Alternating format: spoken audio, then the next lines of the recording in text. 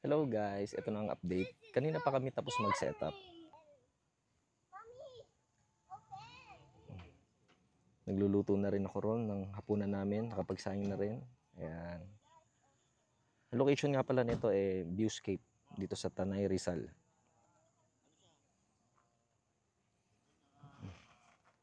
Sandito yung sasakyan. Actually, maraming campers no? Andun sa likuran. Ayan. Yun sunset. Okay. Tapos yung dinala namin tent, yung maliit lang, yung saktong tulugan lang talaga namin. Tapos yung canopy, ayan. Naglagay lang ako ng, ayan, tolda. Para, syempre, kahit paano may privacy. Pero open naman yan. May butas yan doon. Ayan. Para yung airflow. B, kumusta dyan? Buksan mo ng ilaw. Ito, safe and safe. Naghihintay na. Sa ilaw mo? Sa ilaw mo dyan. Buksan mo yung ilaw mo. Pag ready ka na. Ayan.